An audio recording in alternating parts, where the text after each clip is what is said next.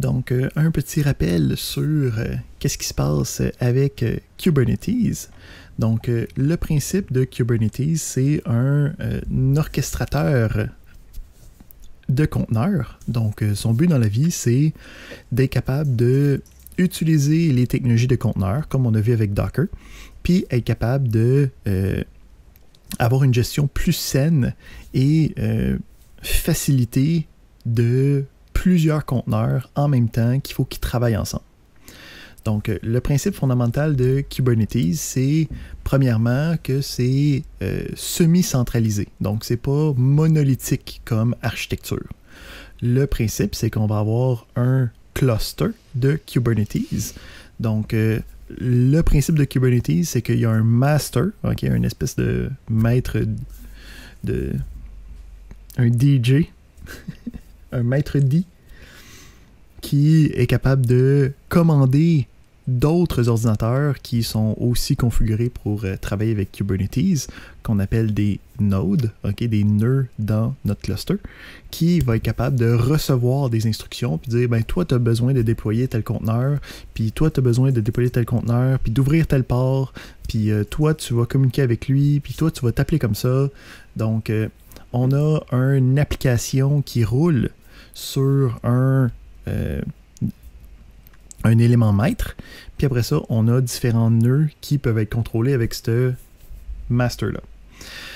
Nous, en tant qu'utilisateurs de ce cluster-là, qu'est-ce qu'on va faire? C'est que nous, à partir de notre ordinateur local, on va pouvoir envoyer des commandes au maître qui va dispatcher, okay, puis qui va faire en sorte que les commandes seront appliquées à travers le cluster. Donc, le principe ici, c'est que moi, sur mon ordinateur local, j'utilise la commande kubectl pour Kubernetes Control qui va me permettre d'envoyer des commandes au master. Puis la commande elle-même, c'est des choses qui vont être asynchrones. Fait que moi, je vais dire, ben, voici comment je veux que ça se passe en ce moment. Puis il va dire, OK, parfait, je m'en occupe, mais il ne va pas attendre jusqu'à temps que tout soit exactement comme que je veux. Le principe, c'est que c'est autogéré. On n'a pas besoin de travailler sur la minutie puis d'attendre que toutes les affaires soient up avant de passer à la prochaine étape. Je peux juste dire, déploie-moi 20 affaires d'une telle manière, puis je sais que ça va être fait dans le meilleur du possible. Fait que on avait vu le principe du cluster, on avait vu le principe de déploiement. Hein? Donc, quand on déploie, c'est de dire voici l'état final dans lequel je veux que ça soit. Puis le cluster, lui, s'ajuste pour créer les différents containers. Ici aussi, la nomenclature est changée un petit peu. Donc, les différents containers existent à l'intérieur d'un pod dans Kubernetes. Donc, c'est des pods qui est l'élément le plus petit que Kubernetes peut travailler.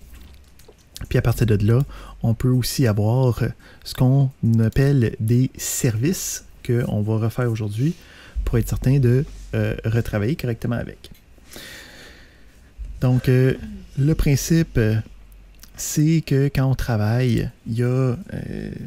puis la grosse partie de Kubernetes, c'est vraiment de comprendre c'est quoi le vocabulaire qui vient derrière. Fait que le principe, c'est que les pods, c'est la chose qui est homologue au container. Hein? Donc, on se souvient, on avait dans Docker les images, hein, qui étaient un élément statique de données. Puis, quand on voulait l'exécuter, cet élément-là était utilisé dans un container. Ben, c'est le même principe dans Kubernetes. Le container, c'est en fait dans un pod qu'on appelle. Fait que le pod a ce qu'on appelle un cycle de vie. Ça veut dire qu'il peut être crashé, il peut être en train d'être exécuté, il peut être stoppé. Donc, il y a des états possibles à l'intérieur. Tandis qu'admettons, quelque chose comme la règle de déploiement, ça, c'est quelque chose de statique. Quand je dis « va le déployer comme ça », c'est comme l'état final, puis il n'y a pas rien qui peut arriver dans le déploiement. Tu sais, je peux le déliter, là, mais le principe, c'est que ça ne va pas vivre à travers ça. Donc, on va avoir, quand on va déployer différents services, le principe de replica set. Donc, quand on travaille avec nos différents déploiements. On va voir le replica set, c'est quelque chose qui arrive souvent, là, fait que je veux en parler un petit peu. Donc, quand on va déployer quelque chose, c'est pas un lien direct avec un pod directement. Donc, quand je veux déployer quelque chose, c'est encore une fois une espèce de voici au complet de quoi je veux savoir, ça veut avoir de l'air. Donc, dans le déploiement, il y a différents types de déploiement possibles. Celui qui est le plus utilisé, puis celui qu'on va regarder majoritairement, c'est ce qu'on appelle le replica set. Donc, le principe du replica set, c'est d'avoir, c'est indiqué ici, un certain nombre de pods qui roulent en même temps. Okay? Donc, habituellement, ça va être des pods identiques qui vont tous rouler, puis qui va nous permettre, admettons, de faire du balancement de charge, là, du load balancing, ou d'autres éléments où c'est que tu pourras en avoir un qui, s'il crash, ben, je vais en avoir tout de suite un autre de disponible. Donc, pour différentes raisons, le principe du replica set, c'est de dire, je veux être capable d'avoir un déploiement où c'est que j'ai plusieurs pods qui existent, puis j'ai un nombre spécifique qui est comme le nombre que je veux avoir. Donc, on va voir que ça va revenir souvent, ce principe-là. Fait que quand on déploie quelque chose, on va voir que le replica set, c'est l'élément par défaut. On va voir que ça va revenir aussi quand on va commencer de parler d'évolutivité, de scaling de notre cluster. Ça, c'est toutes des choses qu'on avait déjà commencé à travailler avec. Fait qu'on avait fait un déploiement, on était capable de communiquer avec le pod. On a vu que dans le pod, il y avait le container, où c'est que je peux faire le exec comme d'habitude. Je peux aller chercher les informations si comme je passais à travers du pare-feu par un proxy. Là, le principe, c'est que on est rendu à vouloir exposer notre application pour qu'il soit accessible de l'extérieur du cluster. Donc, par défaut, chacun des pods a une adresse IP qui est gérée par le cluster. Puis, on peut faire communiquer les pods entre eux autres. Mais quand vient le temps d'avoir une communication externe, là, il faut prendre des actions spéciales.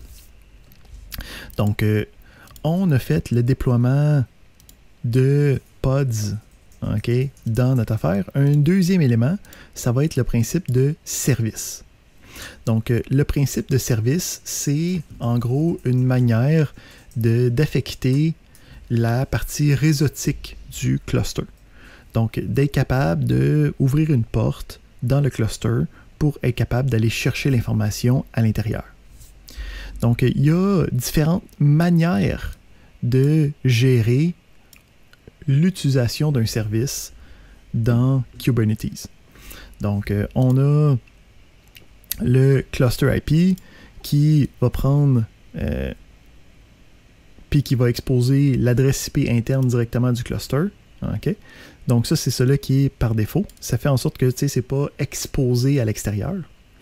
On a ici le node port qui ressemble beaucoup à ce qu'on faisait avec l'option P dans Docker, donc qui va être capable de matcher un port externe avec un port interne de notre élément.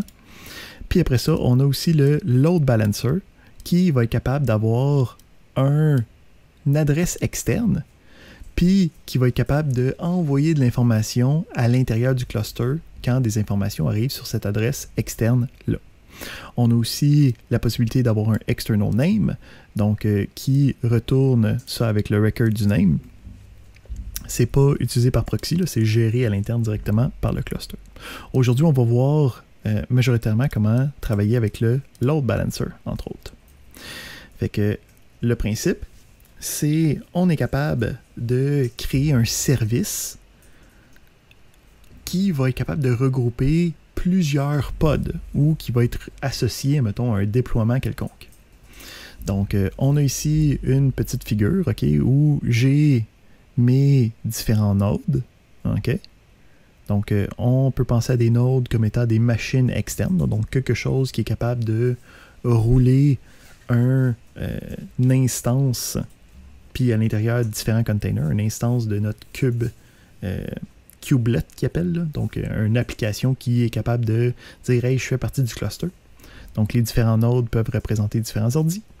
On a ensuite le master qui est conscient de comme tout ce qui se passe. Donc c'est lui qui va décider qu'est-ce qui s'en va à quel node, qu'est-ce qui fait quel travail, et ainsi de suite. Puis à l'intérieur, on a différents déploiements qui sont indiqués. Donc ici, ils sont codés par couleur, là. Donc on a le A qui est en jaune. Pour ceux qui sont daltoniens, là, c'est toute la partie du bas, c'est du A. Puis toute la partie du haut, c'est du B en turquoise. Donc le principe ici, c'est que le déploiement B aurait déployé 3 différents pods. Là, pour des raisons qui ne sont pas affichées dans le scénario, là, c'est distribué sur 2 nodes. Mais c'est pas un problème. Nous autres, ça ne change rien. On a dit que chacun des pods à l'intérieur avait comme sa propre adresse IP. Puis à partir de là, ben, nous, on peut englober ce déploiement-là d'un service qui va être capable de fournir des informations, fournir une interface de réseau à l'intérieur de ces différents pods-là pour qu'ils puissent communiquer entre eux autres, pour qu'il y ait de la communication avec l'extérieur, et ainsi de suite. Puis on peut avoir d'autres services qui sont avec d'autres déploiements au besoin.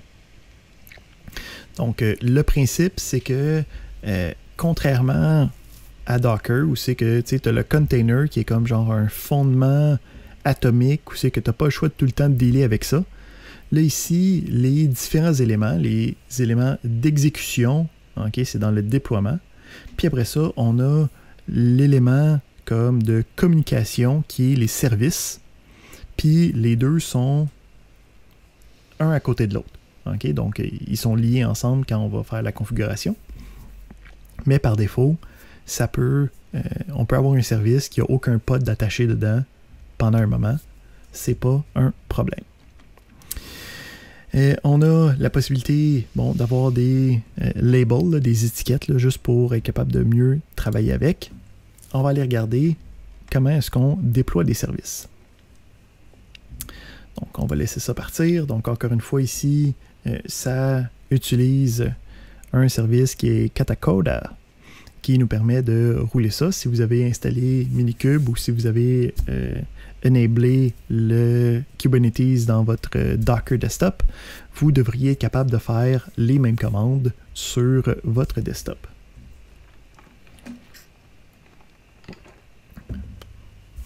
On se laisse le temps de partir la petite machine.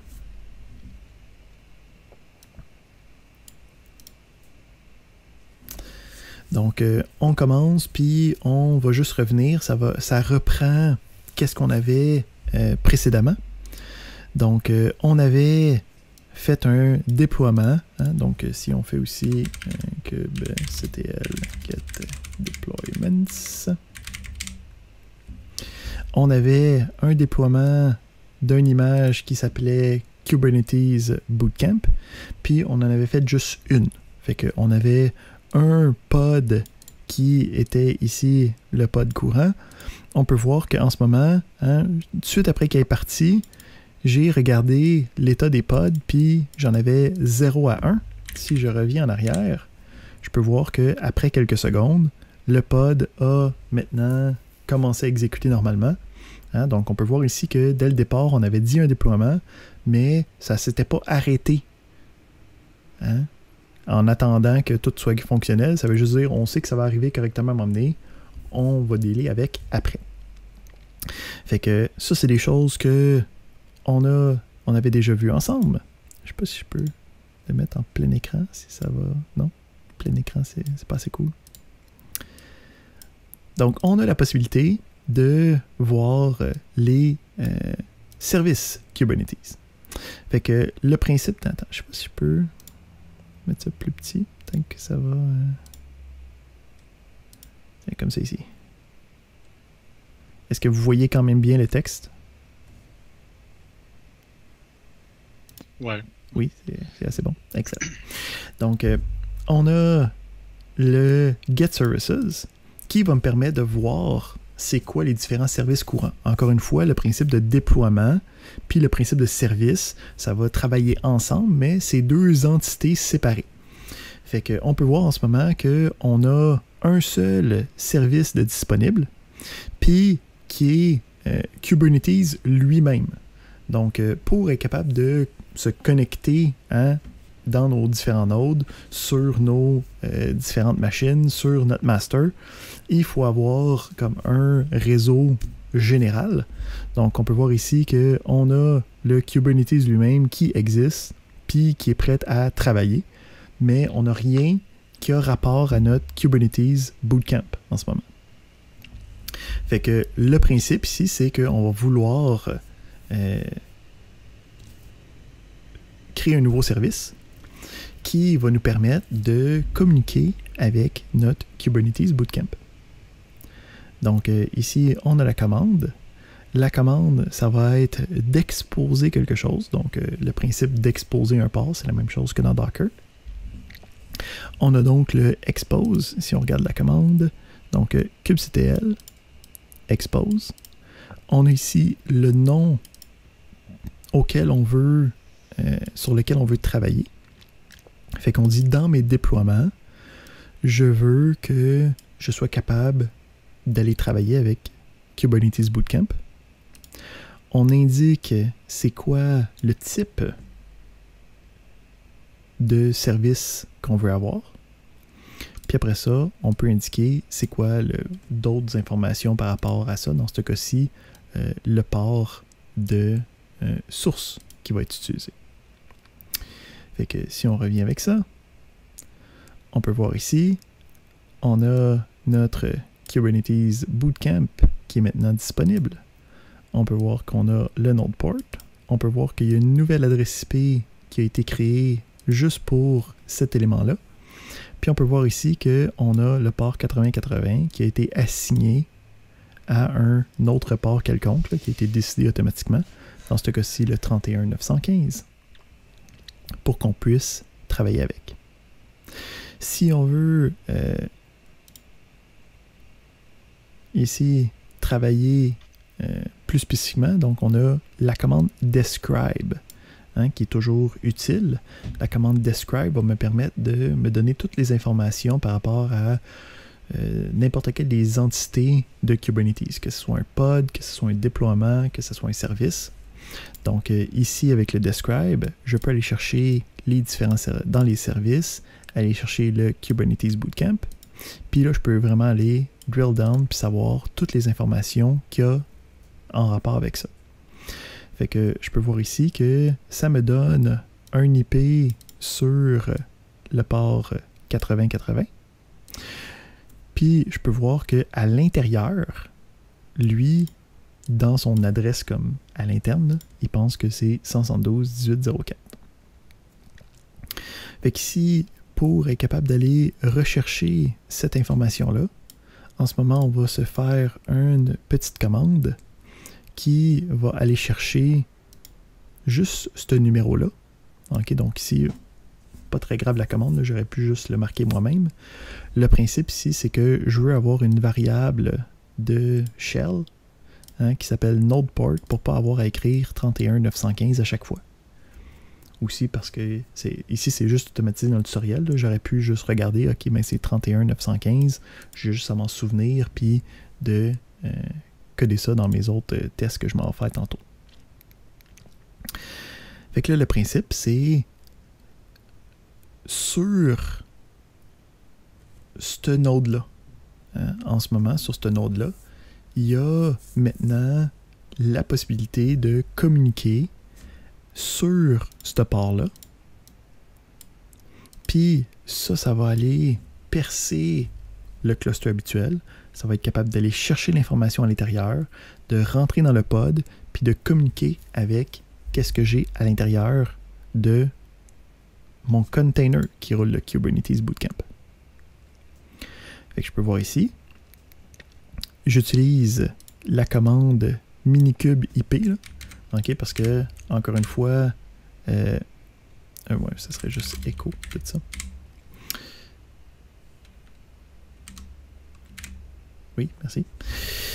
Donc, la commande habituellement se fait sur un node quelconque qui existe quelque part sur Internet. Là, en ce moment, ça roule Minikube qui me roule comme une machine virtuelle avec laquelle il faut que je communique. Donc, on a ici la possibilité de détecter c'est quoi l'adresse qui est fournie par ça. Puis, une fois que je me connecte à ce node-là, je peux ensuite aller chercher sur un port spécifique pour aller chercher le contenu. Mais c'est la même chose si j'écris les choses par moi-même. Si je fais 172, 17, 0, 17, 2.31, 9, 1, 5. C'est le même principe, c'est juste qu'on l'a comme automatisé pour plus facilement voir qu'est-ce qui se passe.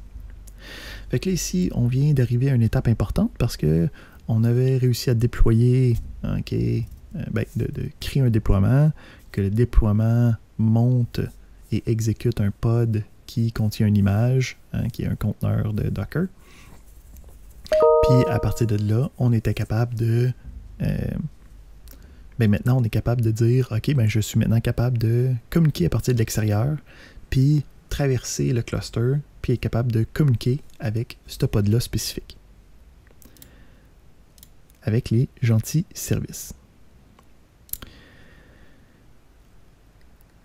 C'est là.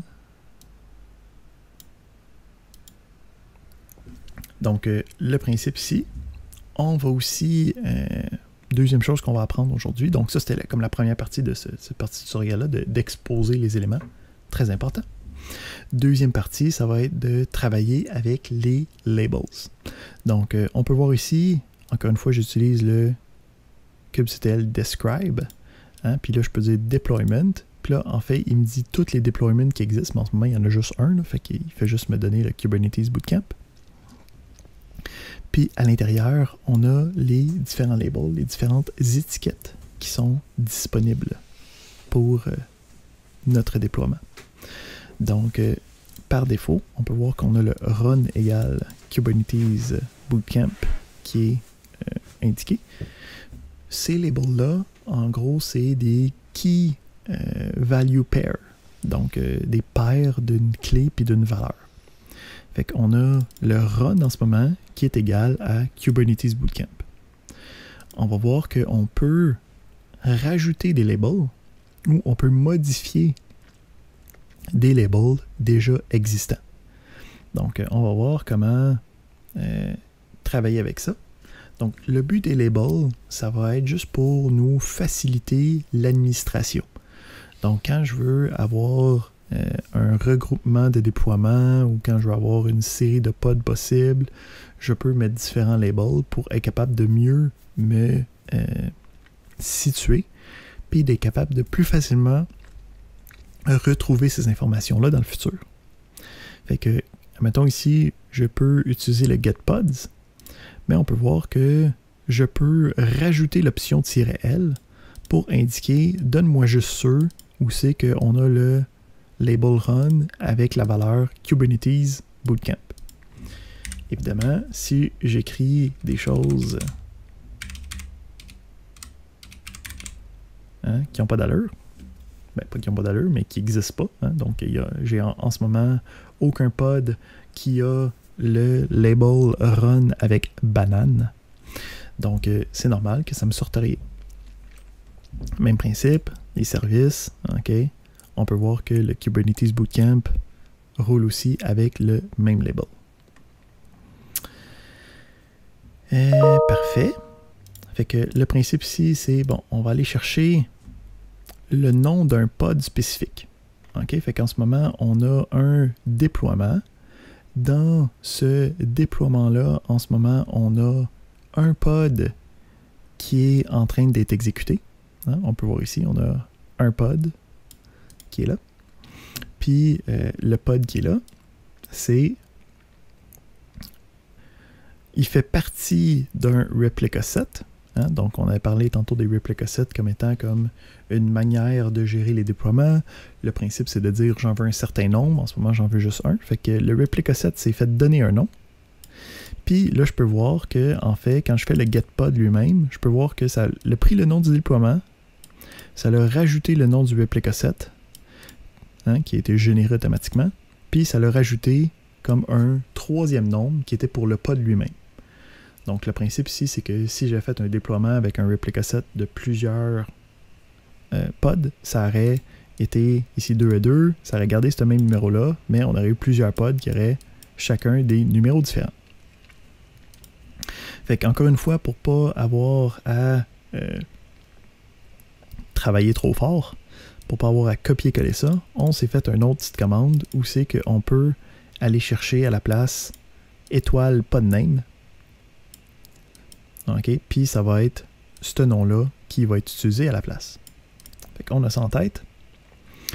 Fait que là, ce qu'on va faire, c'est qu'on va rajouter une étiquette, un label à ce pod-là.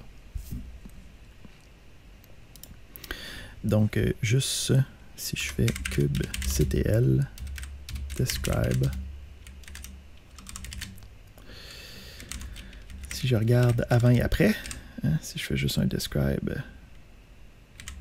j'ai-tu...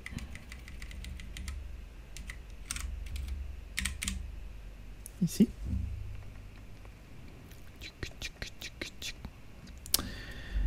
Si je regarde, hein, dans ses labels à lui,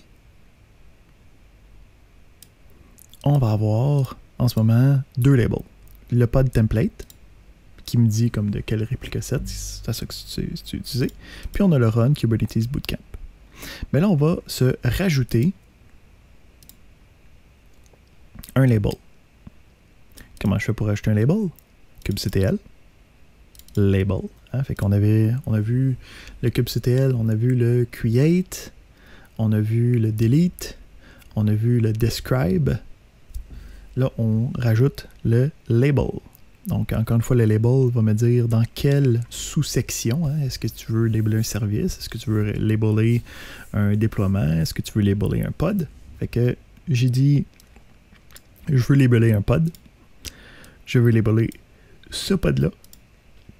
On se souvient, c'est ce nom-là, hein, qui est automatiquement généré ici.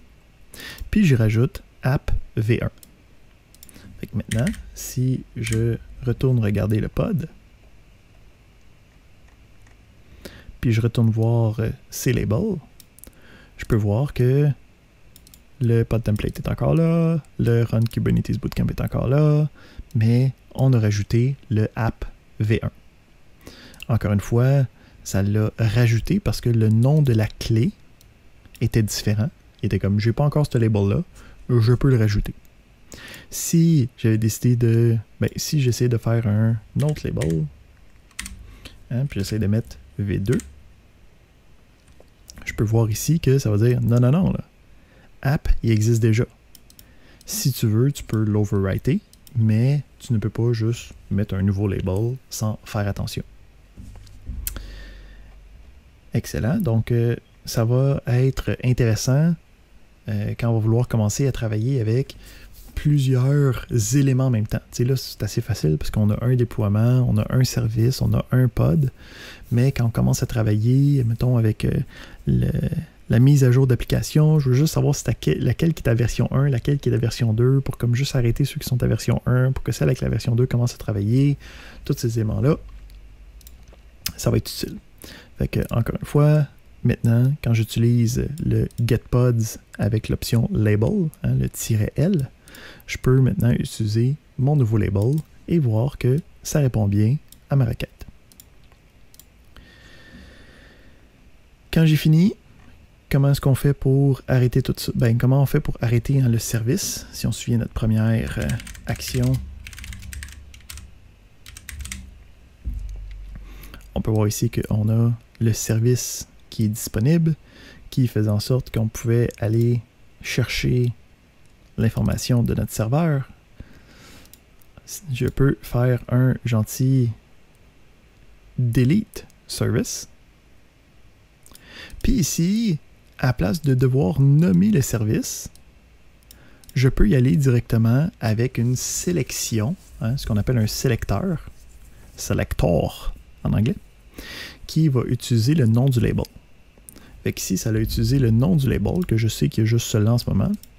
Puis ça a décidé que ben on n'avait plus besoin de lui. Ça a donc délité ce service-là.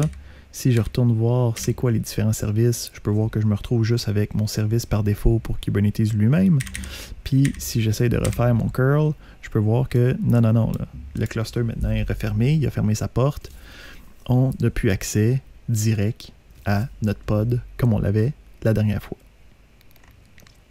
Fait que ça fait le tour des services et des labels.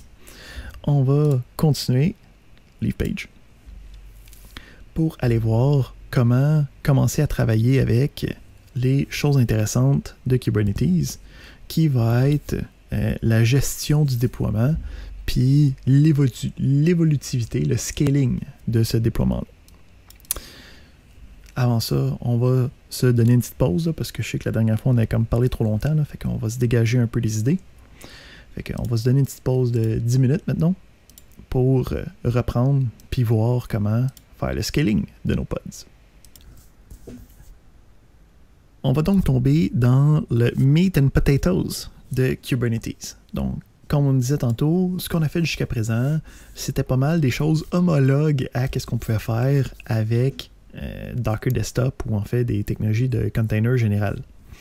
Là, ce qu'on va voir, c'est le principe d'évolutivité, le principe de scaling, qui va nous permettre de partir d'un déploiement initial à l'intérieur d'un service quelconque et de pouvoir dire, ben, j'ai besoin d'avoir d'autres équivalents, d'autres containers, d'autres pods qui roulent la même affaire, puis je vais être capable de faire, mettons, de l'équilibrage de charge à partir de là.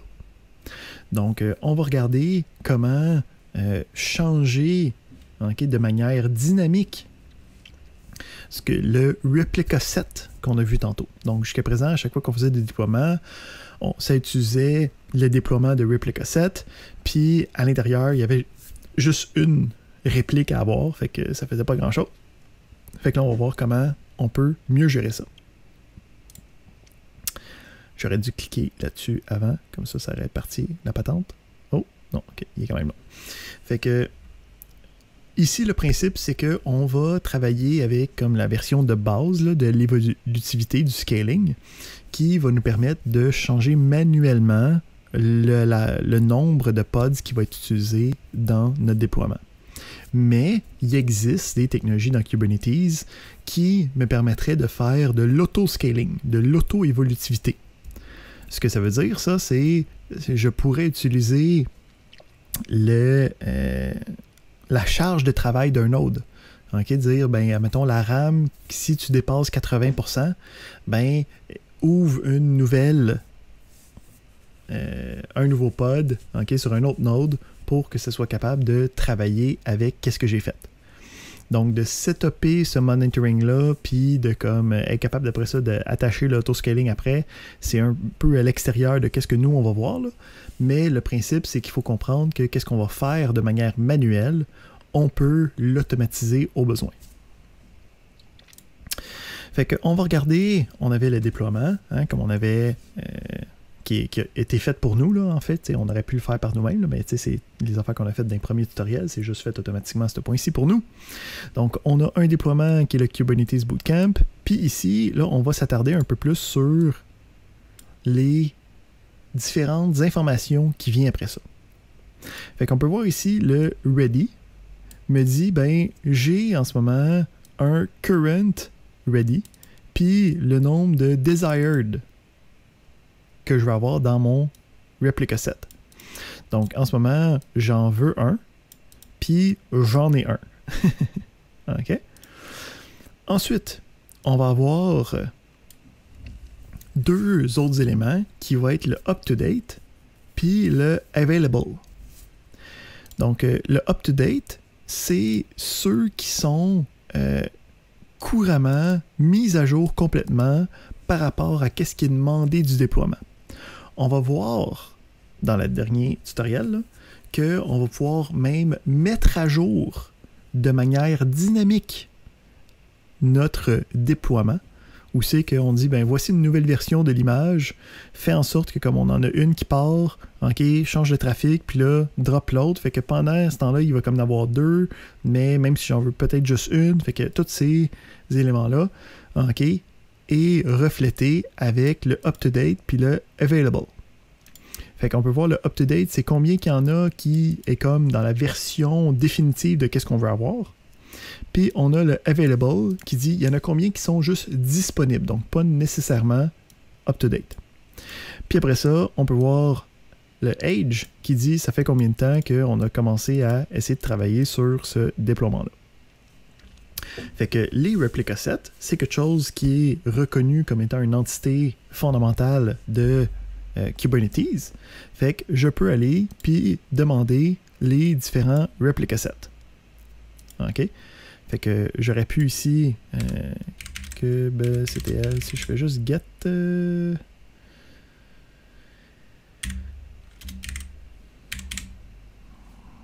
j'ai-tu la liste qui est disponible?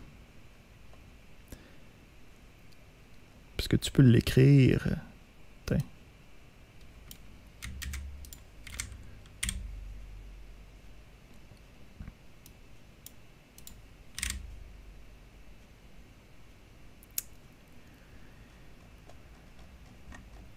Ici.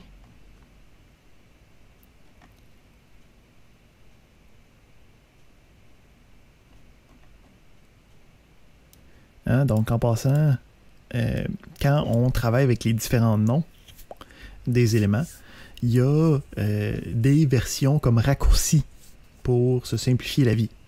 Donc en ce moment, on disait on va faire le kubectl get irs, mais irs en fait c'est une version diminuée de replica set. Okay, donc on peut marquer replica sets ou irs, ça fait la même chose. Si on regarde ici, quand on travaille avec mettons les nodes, hein, on peut juste marquer NO à la place. Si on travaille avec les pods, je peux marquer PO à la place, quoique le nombre de tapes manquées n'est pas si grand que ça. Service, c'est SVC. Puis on a ici les deployments, où c'est que je peux juste marquer deploy à la place. Okay, donc quand ici j'ai marqué kubectl get irs, c'est dans le même principe de kubectl get pods ou kubectl get deployments, mais on peut utiliser des raccourcis syntaxiques qui sont disponibles pour chacun. Fait que ça me donne les différents replica sets. Comment est-ce que ça marche? On a le nom du déploiement, puis après ça, on a un string random quelconque. Parfait. Puis à partir de là, on a les informations qu'on avait vues quand on avait fait le deploy, mais d'une manière plus spécifique pour le replica set. Voici j'en ai combien que je veux avoir. Voici combien que j'en ai en ce moment. On peut être capable de changer cette information-là. Donc, le principe ici, c'est je veux être capable de dire j'en veux pas un, j'en veux plusieurs. Fait qu'on peut utiliser la commande scale qui va me permettre de changer le nombre de répliques désirées.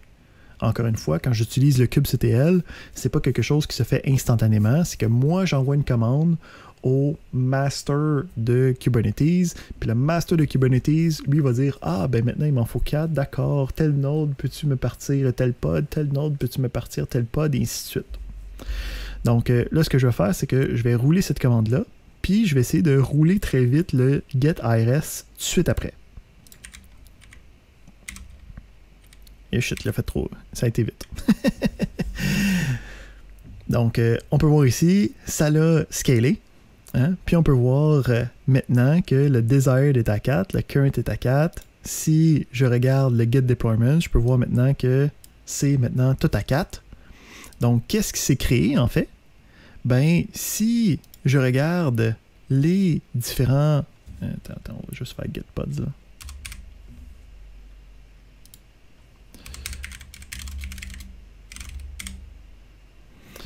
Si je fais juste regarder les différents pods, ben je peux voir maintenant que j'ai 4 pods qui est en train de rouler. J'ai le pod que j'ai parti tantôt, hein, on peut voir que ça fait 6 minutes qu'il s'exécute. Mais je peux voir maintenant que j'en ai 3 nouveaux qui se sont rajoutés automatiquement, juste en demandant « Hey, je veux que ce déploiement-là, il y ait 4 répliques, là. Do it. » On peut voir que chacun a sa propre adresse, OK, qui est utilisée. On peut voir aussi, attends, si je tasse tout ça, je peux voir aussi que le node est indiqué. Hein? Donc, en ce moment, encore une fois, on est en train de simuler un seul node sur une machine virtuelle, là, hein, avec Minikube. Donc, mais ça aurait très bien pu être sur différents nodes, différentes machines physiques. Donc, on est capable de voir tout ça. Puis, on est capable ensuite... Attends, on va le faire un petit peu plus large pour qu'on soit capable de bien voir qu'est-ce qui se passe. Fait que quand on décrit notre deployment, hein, fait qu'on a le describe, encore une fois, qui est utilisé pour bien décrire les informations. J'ai le Kubernetes, parfait. Puis là, je peux voir ici, j'ai mon nombre de répliques qui est bien à 4. On a ensuite à l'intérieur, aussi dans le log, on peut voir que j'ai commencé il y a 7 minutes en disant « Hey, mon replica set a commencé à 1. » Puis je peux voir, il y a 109 secondes, j'ai dit « Hey, en passant, mon replica set il est rendu à 4. » Puis à partir de là, je pourrais le changer comme je voudrais. Puis lui, il va partir des containers, fermer des containers au besoin, pas de problème. On va être capable de dealer avec ça. Fait que là, comment je fais pour utiliser ça correctement? Hein? Donc, le principe ici, c'est j'ai des répliques, okay? Donc j'ai des pods qui sont tous en train de faire la même affaire, théoriquement. La chose la plus typique qu'on va vouloir faire, c'est d'être capable de distribuer une charge de travail. Donc, j'en ai 4, j'aimerais ça que tu accèdes au premier en premier, au deuxième, au troisième, au quatrième, au premier, au deuxième, au troisième, au quatrième, au premier, au deuxième, au troisième, au quatrième, et ainsi de suite. Fait que pour être capable de faire ça, il va falloir se créer un service qui va être capable de gérer l'équilibrage de charge. Fait que on va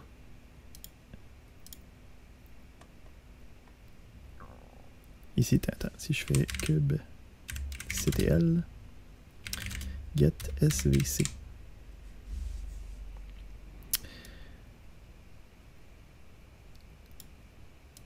OK, donc si on refait ça pour revoir, ici, on peut voir que il y en a déjà un qui a été fait. Hein, donc, c'est comme si on avait déjà fait le tutoriel précédent, là, où c'est qu'on a le node port, okay, pour Kubernetes Bootcamp qui existe déjà. Ça, c'est déjà fait donner une adresse quelconque. Donc, un peu comme la dernière fois. On va aller chercher le port automatiquement, puis on va aller chercher l'adresse automatiquement. Puis là, qu'est-ce qui est intéressant, c'est que le node port, hein, se connecte à notre déploiement de Kubernetes Bootcamp. Mais là, en ce moment, notre déploiement de Kubernetes Bootcamp, il y a 4 pods derrière. Fait qu'à quel pod il se connecte quand je communique avec le service? Ben, en fait,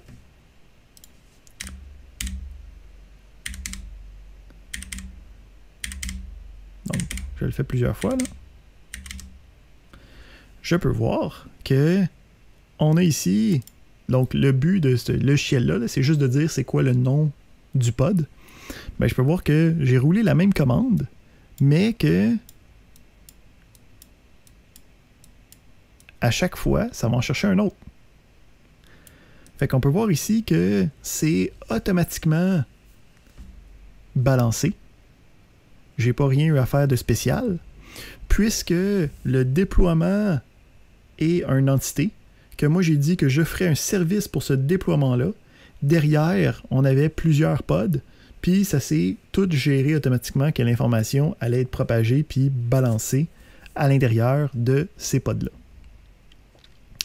Donc ça, c'est quelque chose de nouveau. On n'est aucunement capable de faire ça facilement avec Docker tout seul. Donc, on avait vu comment commencer à utiliser un load balancer, mais là, il fallait commencer à ouvrir plusieurs containers ou sinon tout mettre ça dans les Docker files. Là, ici, le principe, c'est que si j'ai besoin de changer la taille, j'ai juste à écrire ma commande de tantôt de scaling, puis de juste changer le nom à la fin, puis paf, ça va automatiquement être géré.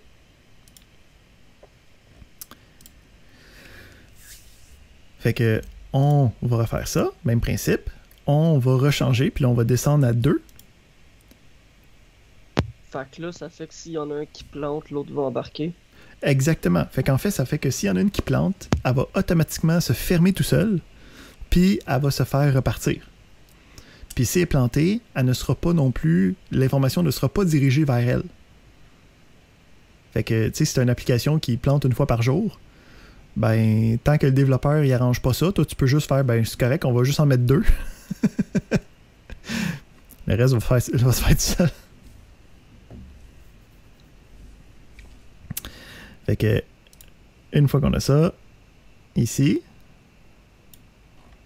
Les développeurs, on doit tout le temps attendre après eux. Ben, c'est ça, c'est ça. Je sais, moi, j'en étais un, fait que je sais comment ça marche. Fait que je peux voir ici que j'en avais 2 de ready, mais je peux voir que quand j'ai fait le get pods, il y en avait quand même, tu sais, il y en avait 2 qui étaient running, mais je peux voir qu'il y en avait 2 qui étaient en train de se fermer, tu sais, juste pour faire un close-up puis de juste bien fermer les choses. Mais on peut voir que, encore une fois, il n'y a rien d'instantané qui vient avec Kubernetes. Moi, j'y envoie, voici ce que la situation finale dans laquelle je veux être, puis lui va prendre tous les mécanismes pour être capable d'arriver à cet état-là, rendu à un certain point. Alright.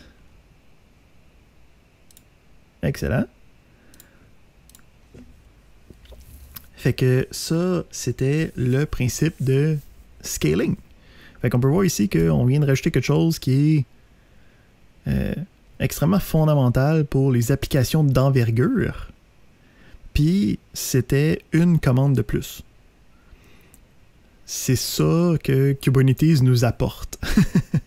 D'être capable de faire ça à l'intérieur de Docker, ça serait un paquet de scripts, puis il y aurait plein de choses qui se passent, puis fait que le principe de Kubernetes, c'est, puisqu'on a juste, voici l'état final dans lequel je veux que ça soit, j'ai juste à changer une petite information à l'intérieur, puis après ça, le master de Kubernetes va prendre cette nouvelle information-là, puis redistribuer les tâches, va faire la minutie du travail, va être notre capitaine, quand moi je suis le général qui commande l'armée.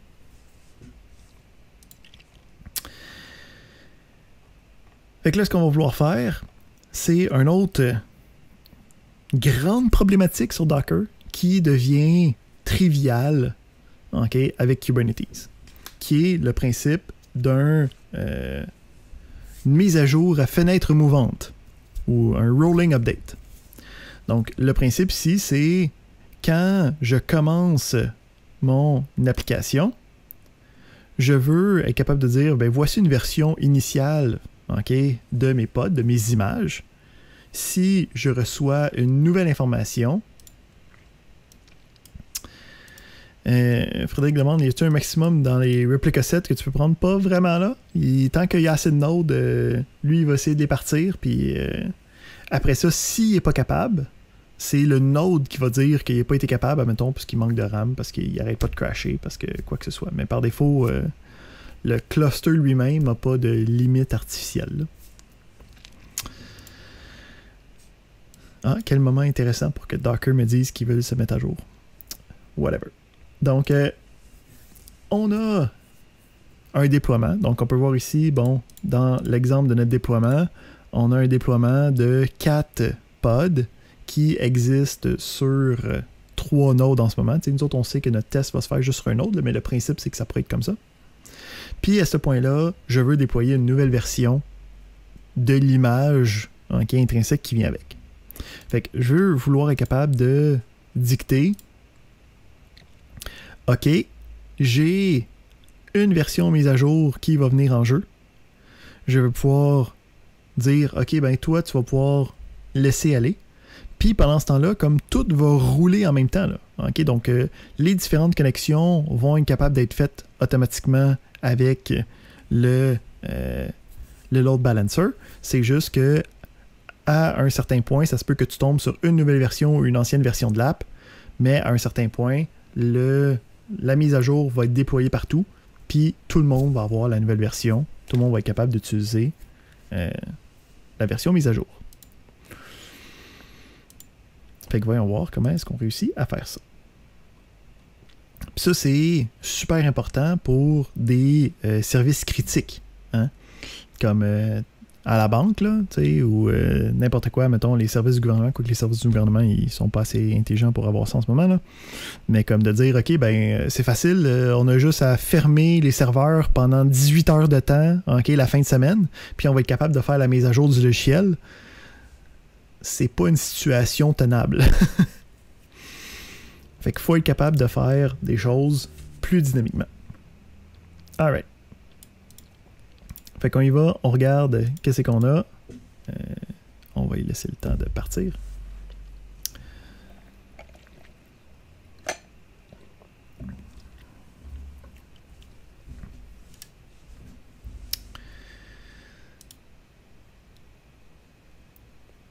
Fait que là, je pense que c'était Frédéric tantôt là, qui se demandait pourquoi est-ce qu'on voudrait utiliser Kubernetes. Est-ce que maintenant c'est... T'as entendu la bonne nouvelle? Un peu plus clair, mais là je me pose une autre question. Après ça, c'est de faire de la supervision de tout ça. Ouais. Mettons, t'as des trucs qui plantent et tout. Il doit y avoir de l'automatisation qui t'envoie des logs ou comme des informations, des alertes et de quoi de même. Totalement. Attention.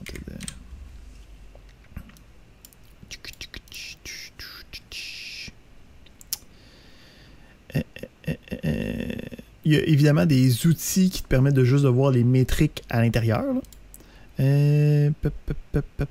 Ici. Si on fait juste regarder. Pendant que ça roule, là. On a une section complète, là, juste sur le monitoring, le logging et le debugging dans la documentation. Fait que à partir de là, il y a d'autres outils que tu peux aller chercher, qu'eux autres ils vont s'accrocher à ton cluster, puis qui vont être capables d'aller... en fait, ça va être plus lui, là, qui va être avec des petits graphiques and shit, là. Ouais. Donc, il y a plein de manières de voir les informations, aller chercher ce que tu as besoin, ou sinon...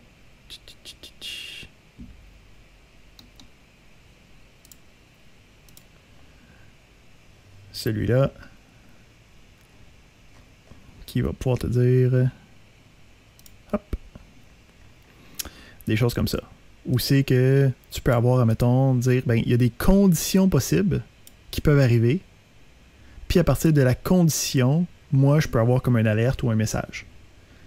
Fait que là, tu peux dire, ben, si mon node, il ferme, ok? Fait que si je suis plus capable de communiquer avec mon node, l'ordi il a planté, je veux que quelqu'un me dise que comme, faut aller changer cet ordi-là, ou il y a quelque chose qui se passe, ou quoi que ce soit. Puis ce niveau de type-là est à tous les niveaux, que ce soit au node, que ce soit au déploiement, que ce soit au pod. Fait que tu peux dire, ben, à chaque fois qu'un pod crash, ok, dans tel déploiement, dis-moi-le, parce que celui-là, il n'est pas supposé crasher.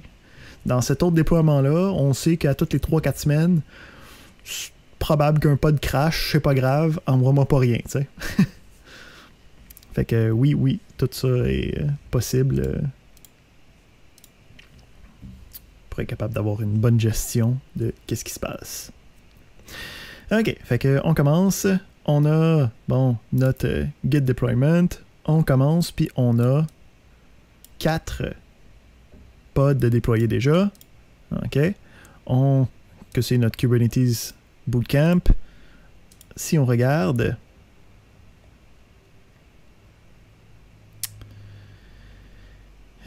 ici, on a ici le Kubernetes Bootcamp, qui est qu'est-ce que nous, on est en train de travailler. Puis là, ce qui va se passer, bon, on peut voir ici, on a, si on refait cette commande-là pour mieux voir la fin. On a commencé le container, on a été chercher l'image. OK, on peut voir qu'il a commencé, il n'y avait rien de disponible, mais là, il est rendu bien normal. Fait que là, ce qu'on va faire, c'est on veut updater ça à une nouvelle version. Fait que comment est-ce qu'on fait pour updater ça à une nouvelle version? Ben, on va dire à mon déploiement. Bon, dans mon déploiement, il y a une image qui est associée. Là, hein? Donc, dans mon déploiement, ici, je veux celui-là. Il y a une image, hein, les images de Docker, là, qui est utilisée. Qui va chercher ça de son propre repo d'images, que ça s'appelle Kubernetes Bootcamp, puis on a le tag de l'image, hein, qui est quelque chose qu'on connaît de Docker, le 2 points, ça me permet de comme mettre la version que je veux précisément. On a la version V1.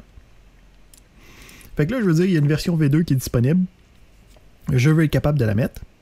Fait que je peux ici faire un kubectl set qui va venir changer les informations de ce déploiement-là. Fait que je veux changer, qu'est-ce que je veux changer? Je veux changer l'image. Ensuite, quelle image que je veux changer? Je veux changer l'image de mon Kubernetes Bootcamp. Puis à quoi je veux changer l'image? Ben, je veux que l'image pour Kubernetes Bootcamp devienne Kubernetes Bootcamp V2. OK? Donc, si on a celle-là, parfait. Si je fais ça, puis je regarde les différents pods, puis l'ordre dans lequel les choses se passent. Si on regarde ici, on avait 4 pods qui existaient préalablement. Qu'est-ce qui s'est passé? Puis si on regarde ici, là, on avait 4P, JK, MN, puis XPG. Là. Fait que je peux voir 4P est encore là, JK est encore là, MH est encore là, mais je peux tout de suite voir que le XPGS, là, il est en train d'être fermé. Puis on en a 2 nouveaux qui ont été créés pendant ce temps-là. Là, je l'ai fait plusieurs fois de suite là, parce que ça se passait quand même assez vite. On a ensuite, là, je suis rendu avec les 4 versions courantes. Je peux voir que les 4 anciens sont en train d'être fermés. Je peux aussi voir ici que le numéro du replica set a changé. OK, on peut voir ici que ça c'était l'ancien replica set. Ça c'est le nouveau replica set. Puis à partir de là, à ce point-ci, quand je roule getpods, maintenant que j'ai laissé les autres terminer, on a les différentes versions qui sont seulement la nouvelle version de disponible. Fait qu'on a pu faire un rolling update d'une image sur un replica set qui roulait plusieurs pods avec juste une petite commande qui a fait pointer vers la nouvelle version. Encore une fois, ça c'est pas quelque chose que tu peux faire avec juste Docker. Ok, on va regarder comment ça s'est passé. Fait que si on regarde ça ici, celui-là, ok, on peut voir les différents endpoints, hein? Donc à quel endroit ça se passe en ce moment, puisque ça roule sur 4 différents pods, on a 4 adresses disponibles. Fait que on va regarder comment ça se passe. Fait que encore une fois, on va utiliser une commande juste pour aller chercher le port, hein, qui nous dessert. Si on fait un kubectl get svc pour service, hein, on peut voir encore une fois qu'on avait déjà préconfiguré le service, que c'était un port spécifique, puis à partir de là, j'ai les informations. Parfait. Fait que là, je peux voir que ça fonctionne très bien. Je peux voir aussi que j'ai maintenant la version V2 qui est disponible. Puis, on n'a pas besoin de rien faire d'autre. Fait qu'ici, Frédéric pose une question qui est extrêmement pertinente. qui dit, ben là, ça veut dire qu'une fois que j'ai comme maîtrisé Kubernetes, là, j'ai-tu plus besoin de vraiment utiliser Docker puis de juste utiliser Kubernetes à la place? Ça dépend. Donc, d'un point de vue administratif, donc d'un point de vue, je suis un administrateur de réseau. Mon but, c'est de juste gérer un réseau, un parc informatique quelconque. Tu ne devrais juste utiliser Kubernetes, tu ne devrais jamais toucher directement à Docker. Mais quand vient le temps de travailler sur le réseau, là, de créer quelque chose de nouveau, d'être capable de prendre l'application d'un développeur puis de pouvoir la déployer de manière plus locale ou pour tester des choses, Docker va quand même rester comme un outil que tu vas vouloir aller comme réouvrir directement pour aller particulièrement travailler avec comme la création d'images, admettons. Donc, dès que tu gères des images, tu peux effectivement juste directement utiliser Kubernetes, mais quand vient le temps de retomber dans les tranchées, là, puis de plus être le général, il va falloir que tu continues à utiliser Docker. Parfait. Fait qu'on peut bien voir ici qu'on a la nouvelle version qui est utilisée, avec les nouveaux noms des containers. Si on avait fait des curls pendant l'update, on aurait tombé sur l'un ou l'autre pendant quelques instants, pendant que ça faisait son rolling update. Fait qu'on va essayer de faire quelque chose qui ne va pas marcher, puis voir comment est-ce qu'on peut faire attention ou en fait revenir en arrière. Ça, c'est une autre affaire qui est aucunement supportée dans Docker. Fait qu'on va utiliser la même commande, kubectl set image. Donc, on va changer l'image d'un déploiement. Donc, pour le déploiement de Kubernetes Bootcamp, on va aller prendre la version 10 de notre application, parce que des meilleures versions, c'est toujours mieux. Fait qu'on part, on fait Kubernetes version 10.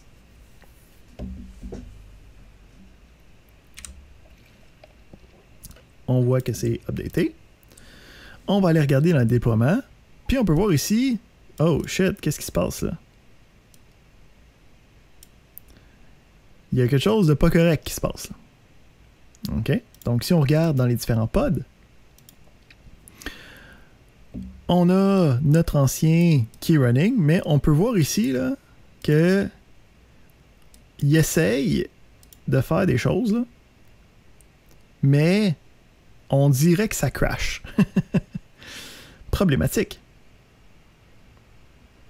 Fait que on va aller regarder ici dans le describe pod.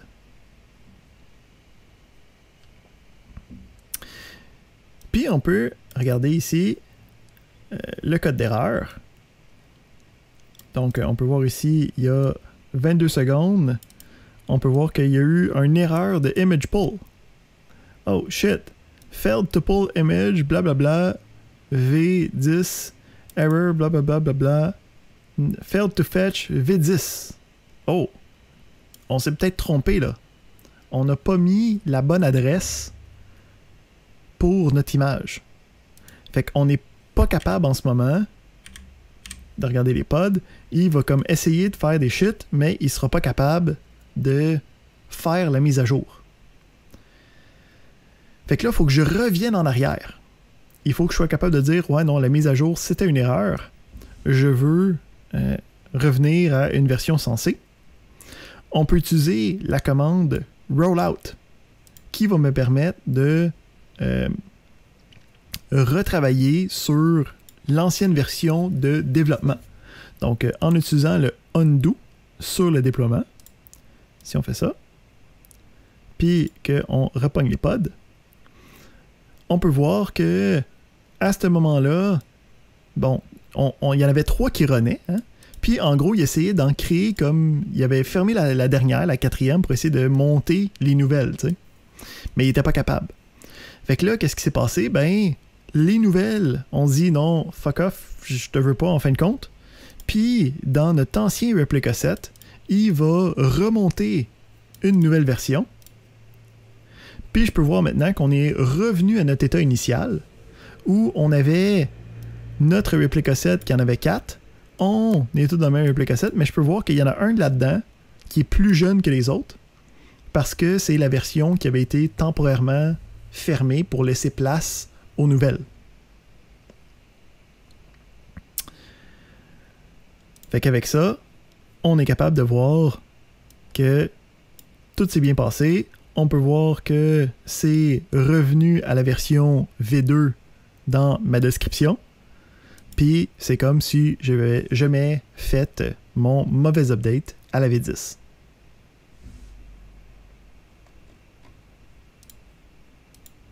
N'est-ce pas merveilleux? C'est magique.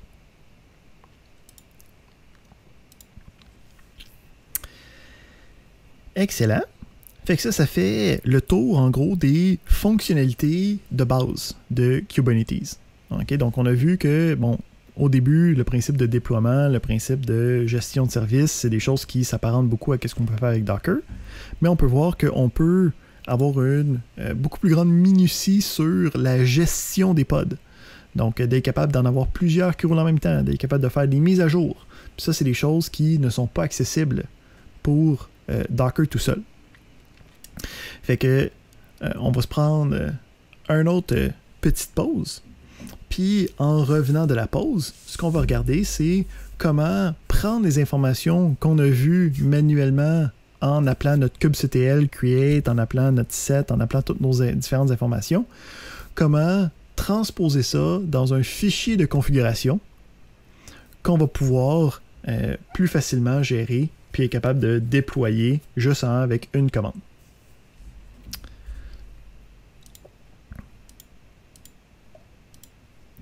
Parfait. Pour l'instant, une petite pause. Fait que dans la dernière partie d'aujourd'hui, on va aller regarder comment prendre qu'est-ce qu'on a appris, puis être capable de l'utiliser dans un fichier à la place de devoir, encore une fois, taper toutes les différentes commandes qu'on pourrait avoir. Fait que le principe, c'est que je vais vous montrer comment regarder ce fichier-là, voir comment est-ce qu'on peut l'utiliser. Puis après ça, j'ai différents exemples que je vais vous laisser faire pour être capable d'appliquer ces différentes connaissances-là. Fait que le principe, c'est de travailler avec les Kubernetes Object ici. On va remettre ça à sa pleine taille. Excellent.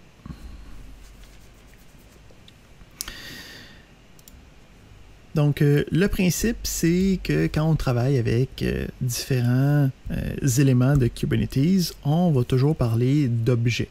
Donc, le principe d'un objet, c'est un élément, okay, que ce soit un service, que ce soit un pod, que ce soit un déploiement.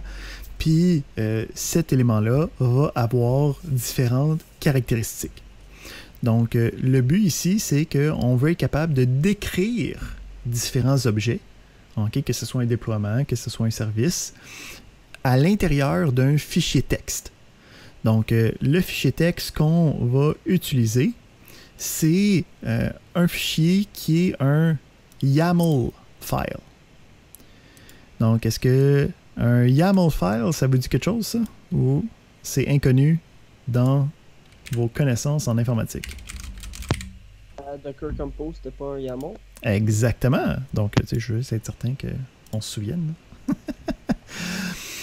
Fait que le principe du YAML file, pour un petit rappel, c'est d'être capable d'avoir un format structuré, hein, donc ce qu'on appelle un markup language, qui permet d'avoir une configuration qui est lisible d'un point de vue humain, mais qui contient beaucoup d'informations, puis une structure qui est prédéfinie qu'il faut suivre pour être capable d'écrire les bonnes choses.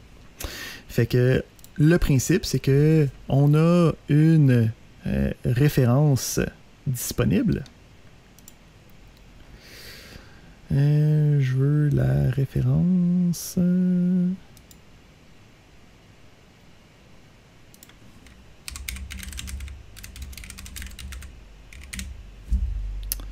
la référence. OK. Dans laquelle on va avoir, en gros, tous les différents objets possibles. Puis il faut être capable de comprendre cette présentation-là pour être capable, après ça, de pas nécessairement écrire des fichiers de toutes pièces, mais au moins les adapter puis comprendre où aller chercher l'information quand je vois un nouveau fichier. Fait que le principe, c'est que faut que je sois capable de regarder ce fichier-là, puis d'être capable de comprendre qu'est-ce qui se passe derrière, comment est-ce que ça fait référence à la documentation de la référence, puis c'est quoi les informations que je pourrais remplacer à l'intérieur. Donc, le principe, c'est que le YAML file a différentes informations, puis les informations, des fois, vont avoir des sous-informations. Fait que je peux voir ici que dans ce fichier de YAML-là, j'ai 4 éléments principaux. Le API version, le kind, le metadata, puis la spec. Parce que c'est les 4 éléments qui sont sur le rebord de mon affaire. Donc, en ce moment, le API version va décider qu'est-ce que je veux utiliser par la suite. En ce moment, j'utilise le apps v1. Donc, en gros, ici, c'est qu'est-ce que j'ai sélectionné ici, là. OK, donc, il y a différents types de API disponibles. Nous, la majorité du temps, on va travailler directement avec les déploiements. Mais ça se peut qu'on pourrait travailler juste avec directement un pod, avec un replica set. OK, donc en ce moment, on est avec le déploiement apps v1. OK, donc on peut voir ici, c'est le type app v1. Puis on peut voir que le kind, c'est déploiement. Donc on peut voir ici que ça vient avec cette information-là. Si je regarde à l'intérieur, je peux voir que j'ai jusqu'à 5 champs disponibles. Donc, l'API version, le kind, le metadata, la spec, puis le status. En ce moment, dans cette spec-là, j'ai juste le API, kind, metadata et spec. Là, mettons, je vais aller voir dans spec. Qu'est-ce que je peux aller écrire là-dedans? Ben, si je regarde ici, dans la spec, j'ai une spec de déploiement que je peux aller voir. Fait que là, moi, je peux aller cliquer ici. Puis, ça me déplace dans la documentation. En fait, ça fait juste descendre un petit peu plus bas, là. Puis, ça va me dire c'est quoi le deployment spec. C'est quoi que je peux aller écrire à l'intérieur de cette section-là de mon fichier. Fait que si je regarde ici, dans ma spec, en ce moment, j'ai Selector, Replicas, Template. Fait que si je regarde ici, je peux aller voir, ben Replicas, ça sert à quoi? Ça me dit le nombre de pods désirés. OK. Si j'avais rien marqué, ça aurait été 1 automatiquement. Je peux voir que c'est que j'ai d'autres. J'ai le Selector. Donc, le Selector, ça va me permettre de gérer les étiquettes. OK? Donc, quand je vais commencer à travailler, on a vu les étiquettes, ça me permet de comme automatiquement appliquer les étiquettes ou automatiquement sélectionner ceux qui font partie de telle étiquette. Si je veux aller voir comment ça marche à l'intérieur, parce que j'en ai plusieurs, je peux voir ici que j'en ai d'autres, je pourrais aller voir ici comment ça, le Label Selector fonctionne. Puis là, je peux voir que lui a un Match Labels, Match Labels qui va prendre un autre Key Value Pair à l'intérieur. Donc ici, on peut descendre dans la hiérarchie. Là, nous autres, ce qui va nous intéresser le plus, ça va être le template. Fait que là, on est encore en train de décrire un déploiement dans un fichier à la place de l'écrire dans une ligne de commande. Puis, on utilise la référence de l'API pour savoir qu'est-ce qu'on a le droit de marquer. Fait qu'on est en train de décrire un déploiement. Dans le déploiement, on va voir la spécification du déploiement. Donc, dans cette spécification-là, on peut dire il y a combien de pods qui va être ultimement dans le replica set. Puis, on peut voir ici le template. Donc, si on regarde le template, ça va me dire c'est quoi qu'il va y avoir dans le pod que j'ai besoin de construire. Hein? Donc, le déploiement est supposé déployer des pods à m'amener. Donc, il faut décrire c'est quoi qu'il y a dans les pods. Fait que je peux aller voir dans Template, c'est un pod template spec. Parfait. Qu'est-ce qu'il y a dans le pod template spec? On a deux éléments, le metadata puis la spec elle-même. Fait que si je regarde ici, c'est qu'est-ce qui est bien indiqué. Donc, dans le template, j'ai le metadata et j'ai la spec. Les metadata, donc on peut juste voir, donc si on s'en va dedans, on peut voir que c'est un metadata, puis après ça, je peux voir ici qu'il y a un paquet de possibilités comme le name ou le namespace ou différents labels possibles. Fait que je peux voir ici qu'on essaye d'appliquer des labels qui vont être app NGX, pardon. Donc, je peux voir que le pod vont avoir ce label-là avec ce mot-clé-là. Hein? Donc, le key, ça va être app, la valeur, ça va être Nginx. Puis après ça, j'ai la spec. OK, comment je fais pour aller lire la spec? Je reviens en arrière. Donc, je suis dans mon pod spec template, hein, qui était celui qui était sous template. Donc, sous template. Ça ici, c'est donc un pod template spec. On avait la metadata, on avait la spec, hein, on avait la metadata, on avait la spec. Fait que là, ici, je vais aller voir qu'est-ce que je vais aller écrire là-dedans. Là. Qu'est-ce que je vais aller écrire dans la spec pour le pod? Fait que pour le pod spec, on va avoir, bon, si je regarde ici, j'ai des containers. Fait que pour les containers, ça va être... Non, Nginx, c'est cool, là. OK, là, c'est un des meilleurs serveurs web, là. C'est juste qu'il faut le déployer avec Docker pour que tout soit configuré magiquement. J'ai jamais réussi à le déployer. OK. Donc, on a différents containers. Hein? Donc, ces containers qui vont être dans le pod, habituellement, il faut au moins qu'il y en ait un. Puis, dans les conventions de Kubernetes, on va essayer qu'il y en ait juste tout le temps un. OK? Fait qu'on va essayer de faire une homologie de container à pod, là, OK? Seulement si j'ai besoin, mettons, de partager un dossier entre deux containers que je vais les mettre dans le même pod, mais c'est pas des choses qu'on va essayer de travailler avec. Dans les conventions, on essaie que ce soit juste un à un. Fait qu'on va recevoir un array de containers. Fait que dans le YAML, pour indiquer que c'est un array, on peut voir ici que j'ai des tirets pour dire que je peux en avoir plusieurs. Fait qu'on va aller voir qu'est-ce qu'on écrit dans le container. Qu'est-ce qu'on écrit dans le container?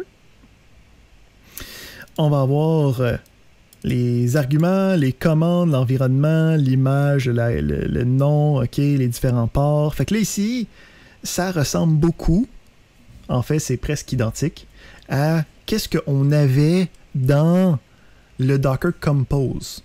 OK? Donc, le Docker Compose, c'est pas un outil qui est directement relié avec Docker. C'est un outil qui nous permet de plus facilement utiliser Docker. Fait que toute cette pensée-là de faire, toute cette hiérarchie d'utilisation-là est aussi disponible dans Kubernetes, okay, à l'intérieur de son propre YAML file. Fait qu'en gros, qu'est-ce qui se passe dans les containers? Ben, c'est qu'est-ce que nous, on a remarqué dans le Docker Compose habituellement. Fait qu'on peut voir le nom du container, on peut voir l'image du container, puis après ça, on peut voir ici les ports.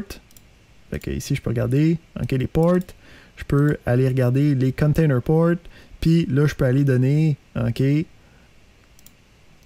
le container port qui va me dire c'est quoi le numéro qu'il faut que j'expose sur ce pod-là spécifiquement. Fait que je peux voir en ce moment que ça ici, le but, c'est d'être capable de créer un déploiement qui va avoir un pod à l'intérieur. Dans le pod, il va avoir un container. Ben, en fait, il va en avoir deux, là. Mais il va avoir un type de pod qui va être Nginx avec une version, puis ça va ouvrir le port 80. Là, j'ai ce fichier-là, okay, qui est dans un .yaml quelconque. Comment je fais pour utiliser cette affaire-là avec Kubernetes? On va utiliser le apply. OK? Donc, attends, on va ouvrir ici term.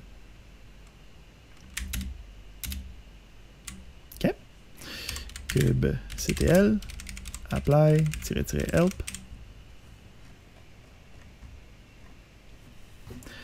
Donc, le but de apply, c'est vraiment juste de appliquer une configuration quelconque. Habituellement par nom de fichier ou sinon directement par le stdin, mais c'est pas la chose la plus normale. Fait qu'habituellement, la manière la plus simple de l'utiliser, ça va être kubectl apply, -f pour indiquer que c'est un fichier, puis on va avoir le nom du fichier que je veux avoir à l'intérieur. OK? Donc, en ce moment, c'est en YAML. On peut aussi utiliser une version en tant que JSON, mais le principe, c'est que nous autres, on va majoritairement utiliser cela. C'est cela qui est le plus lisible à l'œil humain. Fait que si je veux... Attends, j'ai-tu des choses d'ouvert, moi, là?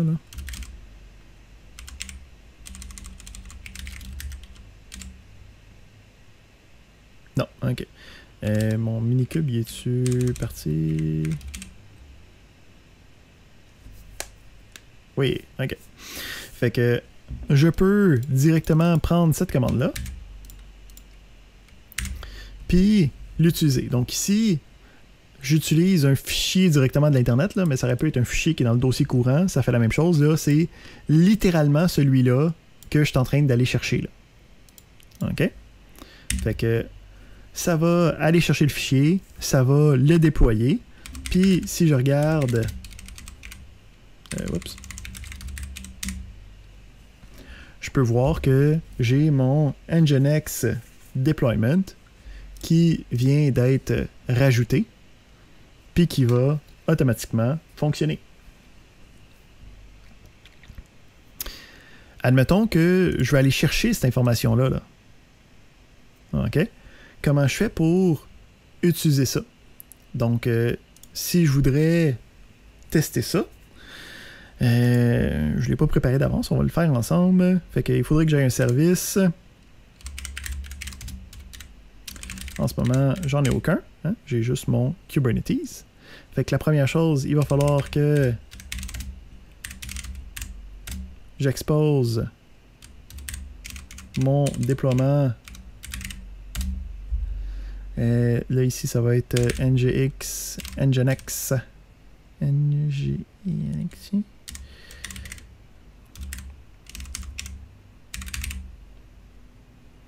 Comme ça. Puis on y dit ensuite le type. On veut juste avoir le port 80.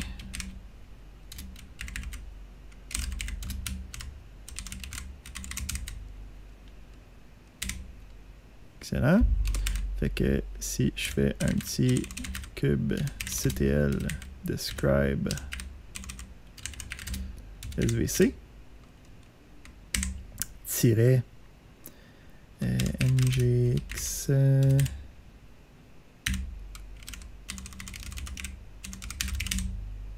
oups.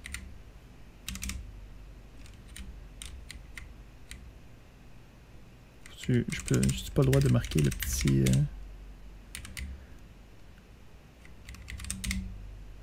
voyons, je l'ai tué. kubectl get svc kubectl describe ou juste avec un espace. Donne-moi ça. En fait, je vais juste voir le nom directement, là, mais ouais. Ici, on a le 3097. Hein? Donc, à partir de là, on pourrait... Ouais, ici, par exemple, pour le minicube,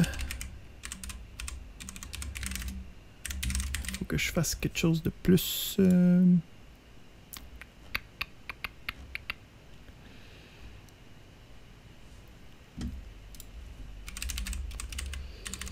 Parce que là, en ce moment, je suis en train de rouler une machine virtuelle, là, fait que l'adresse n'est pas la bonne. Fait que on va ici percer notre...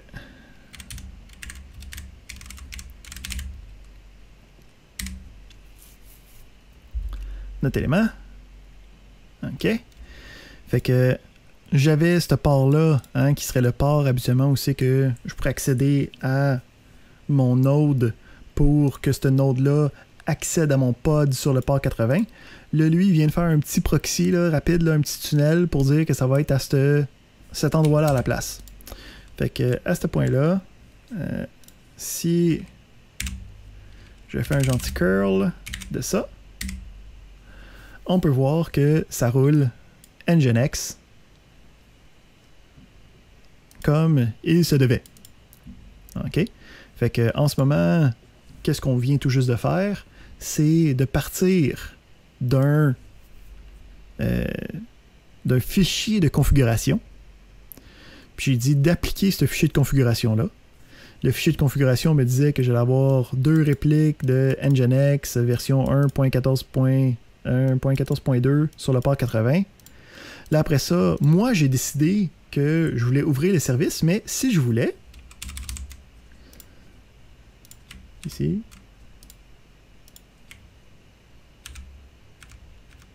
j'ai dit si je voulais, non, tu veux pas le mettre plus grand? OK.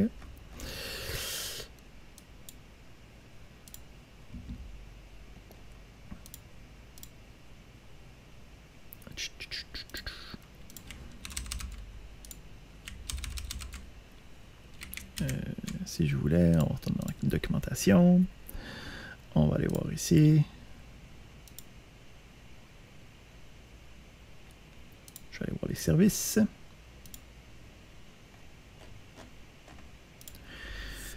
Puis, à la place de faire mon kubectl service blablabla, j'aurais très bien pu avoir ici une autre version d'une autre chose que j'aurais pu appliquer. Hein, donc, s'il aurait fallu que je fasse mon déploiement, je l'applique, que j'applique ensuite mon service, puis ça aurait travaillé de la même manière. Donc, encore une fois, là, c'est une autre partie de la référence, par exemple. Parce que tantôt, on était dans les workload APIs, hein, on était dans le deployment. Ben là, je suis dans les services API, où c'est que là, il faudrait que je regarde comment travailler avec le service. Fait que je peux voir ici API v1, kind service, puis là, je peux voir ici la spec de celui-là. C'est un service spec. Puis dans le service spec, je peux voir ici les différentes informations que je pourrais avoir. Dans ce cas-ci, j'ai décidé de gérer les ports. Donc, les ports, puis après ça, là, j'ai encore le service port qui me permettrait de dire, ben, si je regarde à l'intérieur de service port, le type de protocole, le node port, le app protocol, donc tout ce qu'on pourrait avoir besoin pour la gestion de service. Fait que le principe ici, c'est, on a appris, c'est quoi les principes de Kubernetes. On a appris comment utiliser kubectl pour comme être capable de faire ça manuellement. Mais ultimement, la majorité du temps, on va utiliser un peu de la même manière que, tu sais, on a commencé avec Docker, puis le Docker Run, puis toutes les commandes directes Docker, qu'après ça, on a comme évolué à Docker Compose, qui était juste un fichier de configuration. Ça va être le même principe avec Kubernetes, où c'est qu'on va utiliser des fichiers de configuration pour être capable de travailler avec ce qu'on a besoin. Excellent. Fait que ça fait un peu le tour de qu'est-ce qu'on voulait faire. Ben, qu'est-ce que je voulais vous montrer. Maintenant, qu'est-ce qu'il y a à faire? Donc, c'est pas des exercices en tant que tels qui vont être évalués. Donc, c'est des exercices sommatifs. Donc, ici.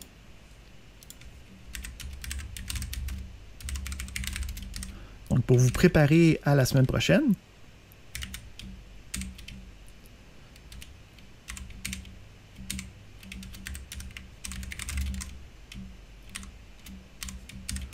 On a Kubernetes by example. Puis, on a toutes les premières sections, là. Donc, les 4 premières sections.